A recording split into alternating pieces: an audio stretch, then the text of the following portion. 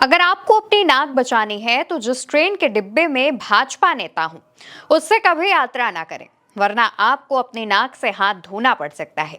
ठहरिए जरा, पूरा कारनामा भाजपा विधायक का सुनते जाइए। दरअसल दिल्ली से भोपाल जा रही वंदे भारत ट्रेन में बीजेपी विधायक ने सिर्फ विंडो सीट के लिए एक दूसरे पैसेंजर की नाक तुड़वा दी।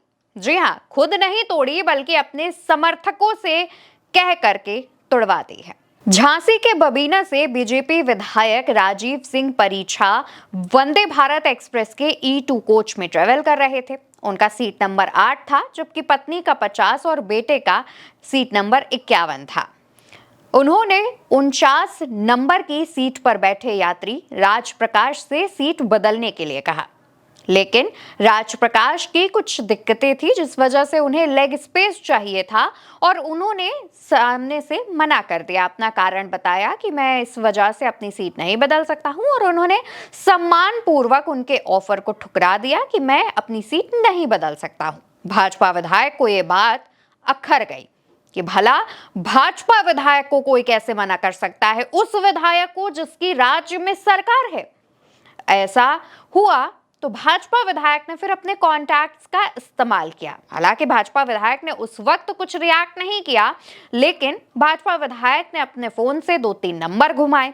विधायक साहब जैसे ही अपने डेस्टिनेशन यानी झांसी पहुंचे तो ट्रेन में उनके 7 से 8 समर्थक चढ़े और विंडो सीट ना देने वाले यात्री की जमकर पिटाई कर दी। और ना सिर्फ पिटाई की, बल्कि उस यात्री की नाक भी तोड़ दी, और उससे इतना ज्यादा खून निकलने लगा कि आसपास बैठे हुए यात्री भी उनके पास पहुंचे ताकि उनके जो खून निकल रहा था उनकी नाक से, उसे रोका जा सके। हालांकि दोस्तों, भाजपा के विधायक तो अपना ये कारनामा करके झांसी से निकल गए, यानी कि झांसी रेलवे स्टेशन से निकल गए, लेकिन क्योंकि वहां पर वंदे भारत बहुत देर तक स्टॉपेज नहीं लेती है, इस वजह से जब ट्रेन भोपाल पहुंची तो वहां पर यात्री ने जीआरपी थाने में तहरीर दी। जब यह मामला तूल पकड़ा, भाजपा विधायक से सवाल पूछे गए तो भाजपा विधायक ने कहा कि हमने इस मामले में चिट्ठी लिखकर दे दी है, यानी कि पूरा जो पत्र है वो लिख करके दे दिया गया है। भाजपा विधायक का कहना यह था कि यात्री से उन्होंने सीट मांगी, लेकिन यात्री ने मना कर दी और इसके बाद यात्री के ही ऊपर आरोप लगाते हुए तमाम चीजें कही। लेकिन जब ये मामला सुर्खियों में आया, प्रेस कॉन्फ्रेंस के दौरान अखिलेश यादव से जब सवाल किया गया तो उन्होंने क्या कहा, सुनिए। केवल मारपीट नहीं, मैंने तो तस्वीर देखी कि यात्री को कितना मारा गया, कितना मारा गया उसको, और वो भी वंदे भारत ट्रेन, जो नई ट्रेन चल रही है उसमें पीटा गया। ये अहंकार में अहंकार है इनको, पता नहीं किस बात का। केवल ये अहंकार नहीं है, झांसी का पता करना आप लोग, न जाने कितनी लूट है वहां बालू खनन की। उसके बाद समाजवादी पार्टी के ऑफिशियल एक्स अकाउंट से लिखा गया कि भारतीय जनता पार्टी में अपराधियों की भरमार।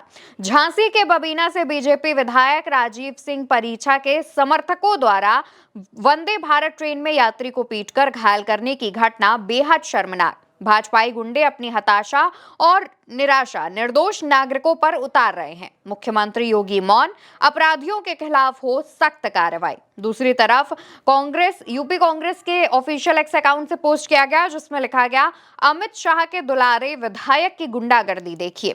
बबीना से भाजपा विधायक राजीव सिंह वंदे भारत ट्रेन की विंडो सीट से बाहर के दृश्यों का नजारा लेना चाहते थे, लेकिन विंडो सीट पर पहले से ही बैठे यात्री ने उन्हें साफ मना कर दिया। फिर क्या, विधायक जी के अहंकार को ठेस क्या पहुंची, उन्होंने यात्री को सबक सिखाने की ठान ली।